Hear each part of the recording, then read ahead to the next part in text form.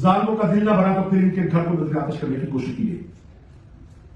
और इससे भी बड़ी मिसाल शायद सफाकी की जुल्म सितम की बहुत कम हो कि जिन्होंने दिन दिहाड़े चौक में खड़े होकर इनके वालिद को गोलियां मारी, वो असला लहराते हुए इनके जख्मी वालिद के सामने खड़े रहे कि किसी की जुर्रत है जो आकर इस जख्मी को उठाए, किसी की जुर्रत है इस गांव में कि वो जो पिंजरा नजर आतिश किया गया है उसको बुझाने की कोशिश करे।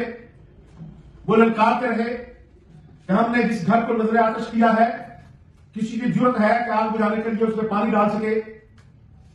आज इस हुआ को 20 रोज गुजर गए हैं, 3 हफ्ते गुजर गए।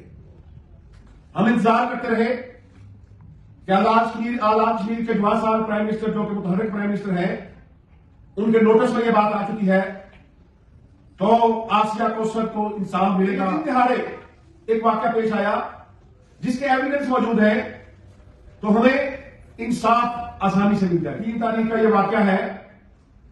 अभी तक आसिया कौसर के वालिद साहब जो CMH अस्पताल पहले रावलाकोट में ले जाया गया, वहां उनको इलाज की सहूलत मौजूद नहीं थी। अब वो CMH रावलपिंडी में ICU में है। 4 ऑपरेशन अभी तक हो चुके हैं उनके ज़ईफ वालिद हैं। और दूसरी तरफ हालत यह है कि वो गुंडागर्द अनासर सरेआम घूम रहे हैं। अब भी टेलीफोन पर धमकियां दे रहे हैं। अब भी हर को वहां खौफो हरास कराते हुए कह रहे हैं कि जब तक हम इनके घर के 2-3 अफराद को कत्ल नहीं करेंगे हम गिरफ्तारी नहीं देंगे। हम पर बहुत दबाव है डे 1 से कि आपको आसिया को इंसाफ दिलाने के लिए एक लॉन्ग मार्च इस्लामाबाद से मांग कर करना पड़ेगा। लेकिन अभी तक हम ये समझते रहे कि हमें उस लॉन्ग मार्च के बगैर, हमें किसी इंतजार के बगैर इंसाफ मिल जाएगा। लेकिन अभी तक ऐसे कोई शुहादत नहीं मिले। IG साहब की जानिब से भी ये कहा गया कि इंसाफ मिलेगा, प्राइम मिनिस्टर साहब की जानिब से कहा गया इंसाफ मिलेगा, लेकिन अभी तक ऐसा कोई हमें शुहादत नहीं मिले। जिन्होंने ये वकूआ किया वो इसी तरह दंदनाते फिर रहे।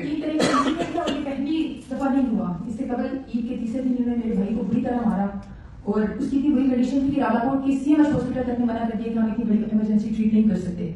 उसके बाद मुकदमा दर्ज हुआ। पहले तो गिरफ्तारियां बहुत लेट हुई, लेकिन जब गिरफ्तारियां हुई तो पूरी बरादरी और पूरा इलाका इकट्ठा हुआ और उन्होंने मेरे वालिद साहब से रिक्वेस्ट की कि भाई हैं तो इसे माफ कर दें। हमने इनको माफ किया और उसके बाद अब इन्होंने उस दिन जिस दिन ये इंसिडेंट हुआ 3 तारीख को घर पर मेरे वालिद साहब, मेरी वालदा और मेरी सिस्टर मौजूद थी और उसके अलावा मेरी एक भाभी। 25 मिनट का गोली मारने के बाद इनको डंडों से मारते रहे हैं और जिस तरह इन्होंने बेदर्दी से मेरे घर वालों को पीटा, आप लोगों ने देखा होगा, बहुत सारे मेरे दोस्त हॉस्पिटल में आए हैं। मेरे वालिद साहब की गोली लगने के बाद इन्होंने उनको डंडों से मारा तो उनकी 10वीं और 12वीं हड्डी फ्रैक्चर है और साथ ही साथ उनकी रीढ़ की हड्डी भी फ्रैक्चर है।